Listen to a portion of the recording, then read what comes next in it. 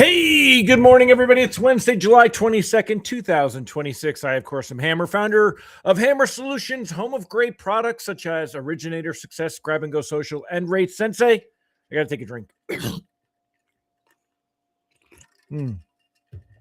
I was eating a snack stick before I started. I was a little hungry this morning. So anyway, remember, you can join me live each and every weekday morning, 9:30 a.m. Eastern time, broadcasting to you on Facebook and YouTube. Today's lock advice, quick at a glance. Continue to lock everything. Stick around and find out why we say so. Welcome to all the live folks. So glad to have you on here. You'll notice that I started with a little bit of a longer countdown. I'm going to test that for a little bit and go a little faster after we actually get started. Remember, you can go ahead and get a text reminder so you don't miss a moment of the show. Check us out at hmmr.io/reminder or use this cool QR code over here. I think I'm going to actually talk more about that stuff later because everybody that's usually on the show early is already getting the text. That's why you're on early. So anyway, welcome to all the live folks. Pat Tenney, good morning. Angela Walters, Vicky McSweeney, Jared, Vincent, Nicole Semrad, Sean Segaloff. And when you say good morning, you don't mean good rates. No, you don't. No, you don't. No, you don't. So, all right. At this rate, soon the lock advice will say 60 to 90 days. Yeah, well, that's when you can hope things will get better, but they may not. Let's talk more about that. Let's go ahead and get started. I'm going to share the screen and we'll dig in and we'll get to the other stuff later. So let's bring this up here real quick and share. All right. So taking a look at what we got going on this morning, we're going to start off with the technicals. Bonds did move lower yesterday early in the day. So let me bring this up and we'll kind of go over here. So taking a look here in the morning, we saw there was a dip right before pricing came out. This is 10 a.m. Eastern time right here. And we saw bonds really take a dip. Early pricers tended to have the worst rate sheets on the day. And as things kind of improved as pricing was coming out. But basically, once we saw that worsening, things did level out. Bonds did end the day about the same after as they were when most pricing was coming out.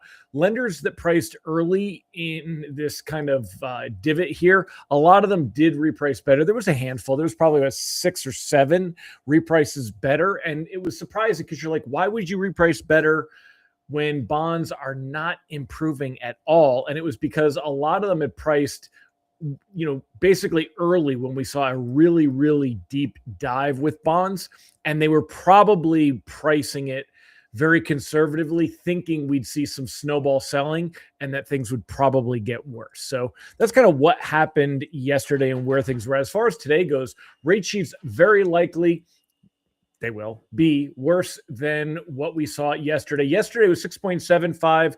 If we use Mortgage News Daily as a reference point and we stay consistent with it, 6.75 is actually the worst level that we had seen this year at 6.75. And yesterday, we touched on that level again. Let's go ahead and take a look at this little chart here. If we turn off all the different products, we'll just leave 30-year conventional conforming on.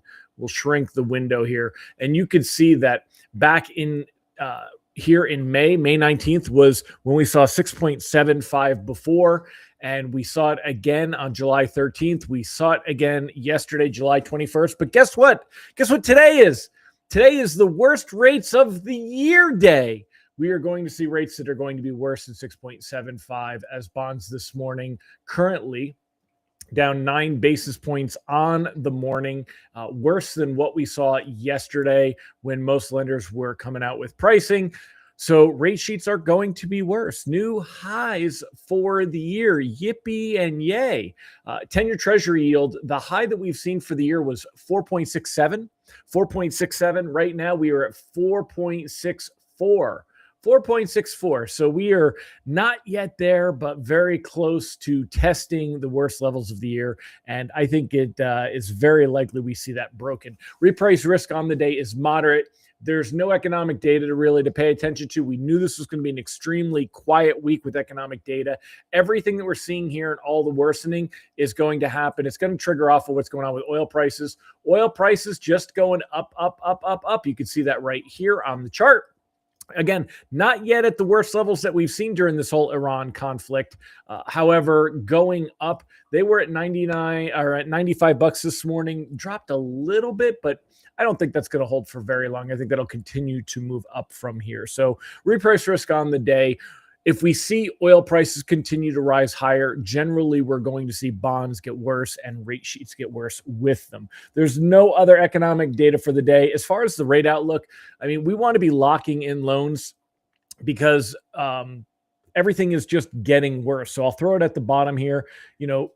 At a glance, you want to be locking everything that you can unless it's closing outside of the next 45 days. So what it would take in order to see things improve. Rates are very likely to creep higher through the rest of this week. If you take a look at the chart here, where we were back in February when we had these high points over here, right? When rates were falling into the fives, when you could price loans into the fives, even for conventional and conforming, we were around 101.60. Rates were 220 basis points better. Now, again, I try not to make this political, but all of this is due to the train wreck over in Iran. The only thing that you can believe to think that this was even remotely a good idea to kick this wasp nest is that they had nuclear capability. I personally don't believe that they did. I don't think it was near. I think this has all been a train wreck, and I think we're really paying the price. I know many of you said that it would be cleaned up because of the midterms. We'll see if it's going to get there. But as of right now, when we look at the headlines and where things are at, we're not seeing anything that talks about how it's going to improve. In fact, right now, it's likely that oil continues to get worse. I'm surprised oil is not at $110 a barrel like it was before.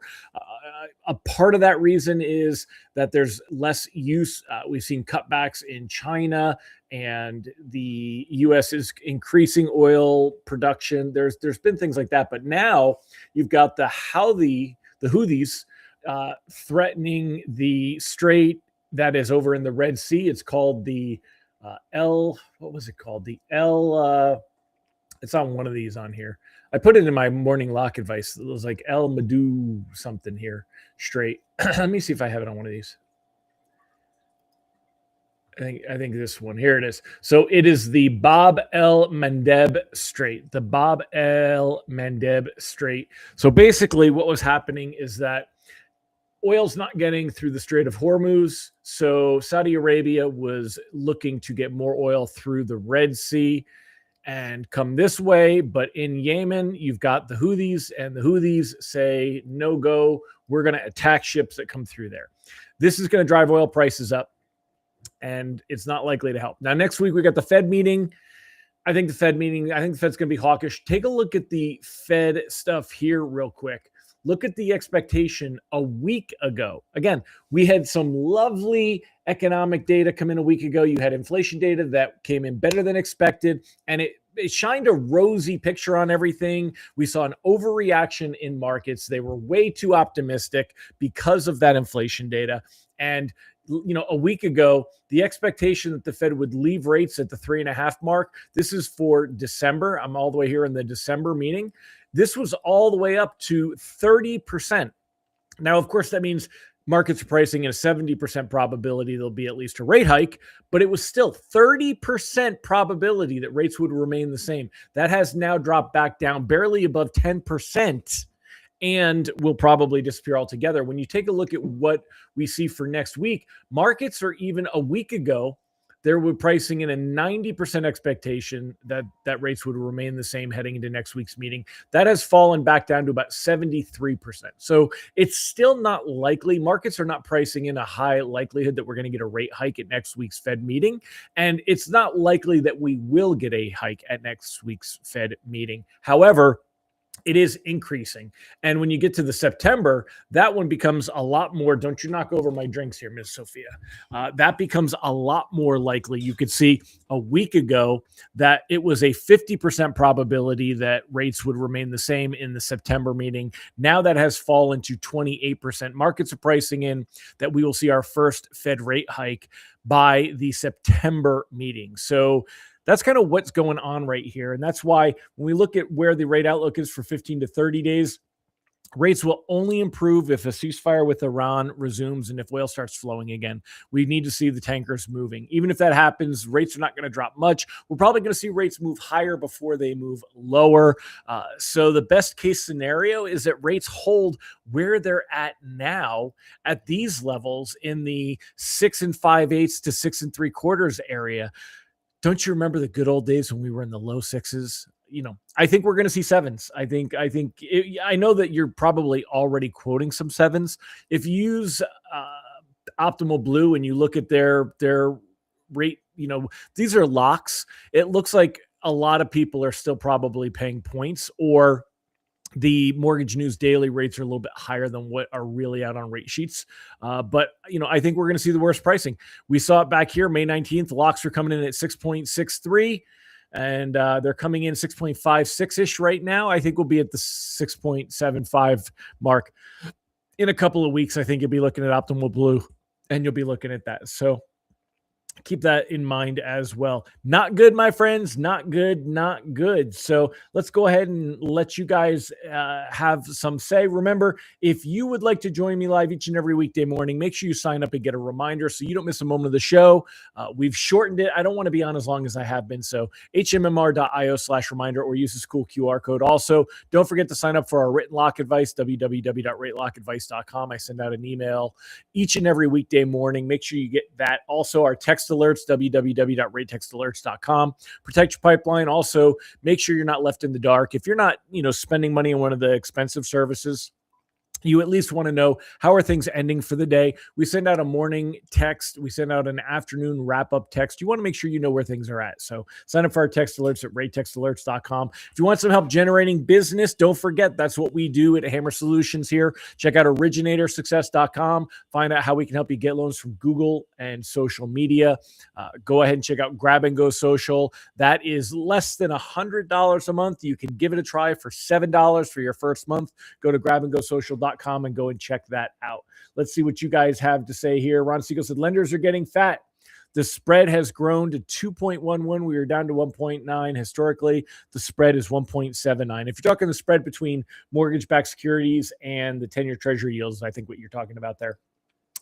You want to hear me pronounce that Red Sea straight? I tried on radio yesterday and could not. That was how I said it. So we will see what happens now. POTUS says for every ship attacked, we'll hit a bridge or power plant. That was the Israeli way if they hit back 10 times.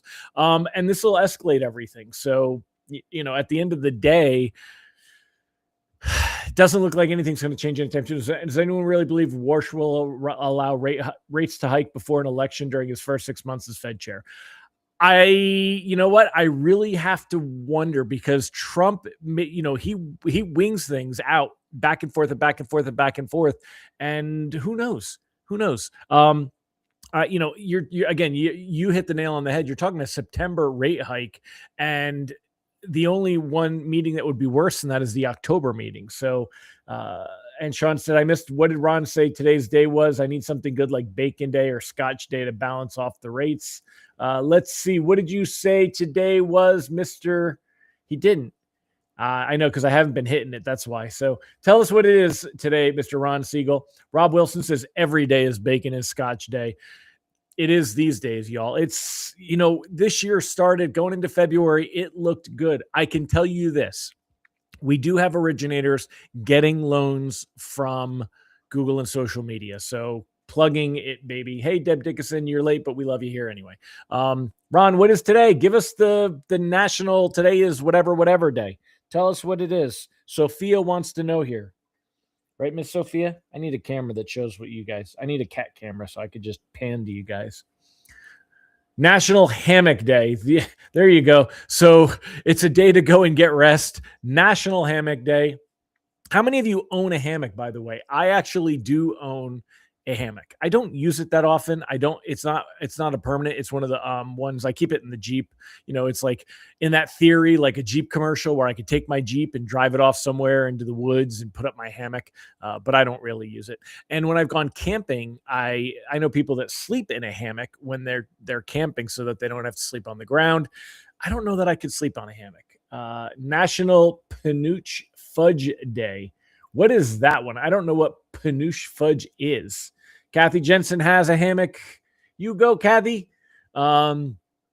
I don't know what Panouche Fudge Day is, but you had me at fudge. I do like fudge. I like chocolate. So, all right, my friends, I'm gonna wrap it up again. Thank you for joining me. Remember, don't forget to check out originatorssuccess.com. Go check out grabandgosocial.com and sign up for our text alerts at www.raytextalerts.com. I'll see you tomorrow. Make sure you look out for that text. Make sure you join at 9:30. Refresh those social media channels, YouTube, Facebook, so that you don't miss a moment of the show. I'm jumping in fast these days, and I'm even going to tighten this up so that we're down. I'd like to be in and out in about 10 minutes on these. I think we can speed it up. So, all right, my friends, you guys have a fantastic day, and I'll see you tomorrow. Bye-bye.